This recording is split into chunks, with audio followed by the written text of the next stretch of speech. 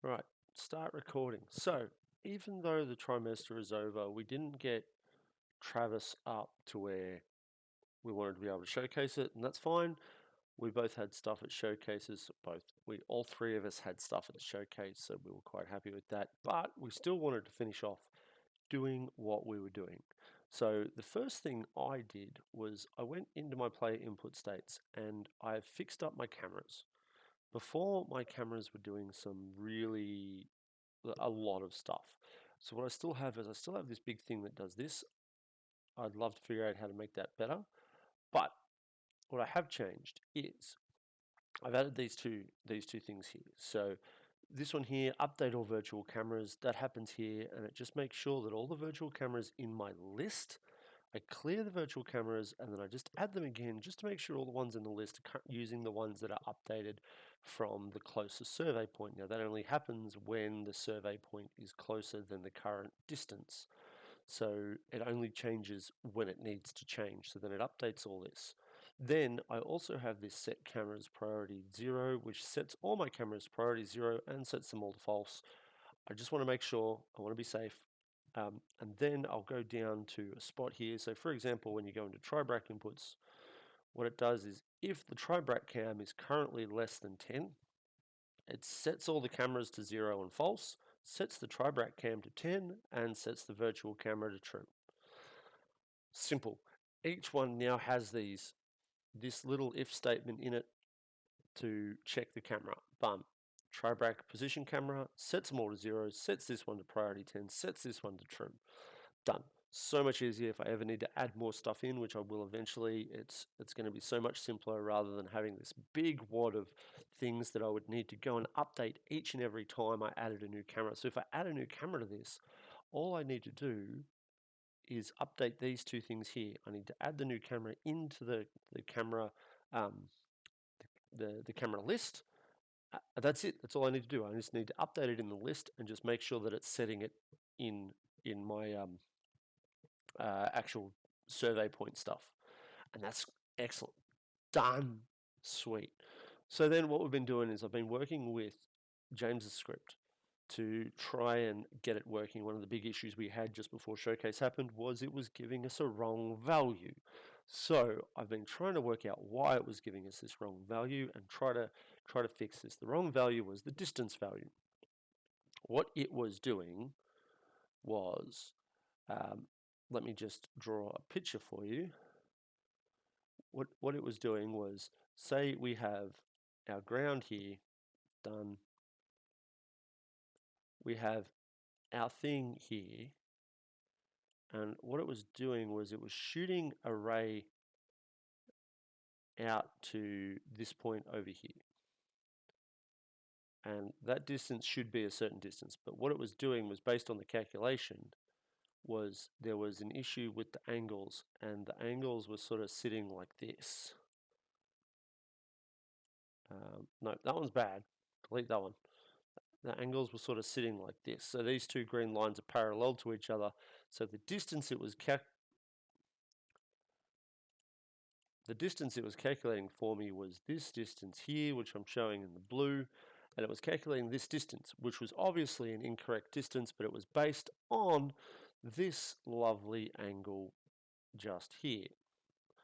And that's fine. It was doing the right thing. It just at the same time wasn't doing the right thing. So within that, I've now gone in to fix that.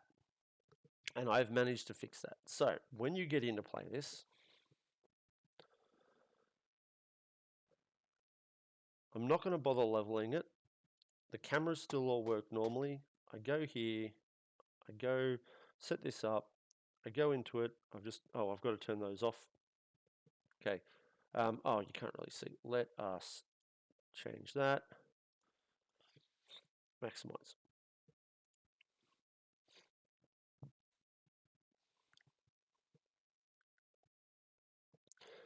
So the distance from this point to this, now this has been set up to have prism. These have not been set up to have prism. This has just been set up as a quick thing we could shoot, is about 9 meters from there to there, based on the squares. I'll share that afterwards. So if I go into this here now, I haven't leveled it or anything. I'm not worried about that at the moment, but I can go into this. I can change my angle. I'm now looking like this, and I go back out to here, and I hit T, and then T will record a distance. So there you can see I have a bearing of 442.50. That's fine. That's my horizontal bearing. I'm waving my arms around as if you can see. That is my left and right bearing. So that's the bearing around the horizontal plane. Now the distance itself is based on a calculation using the vertical, so using the vertical bearing and the distance it's shooting.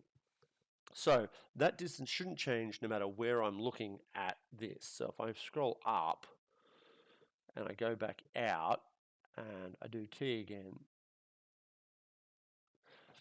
Okay.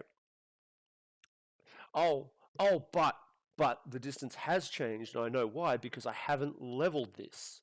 So if I go back out, move over here. I go back out and I turn this, I pack up that, and I go back into this.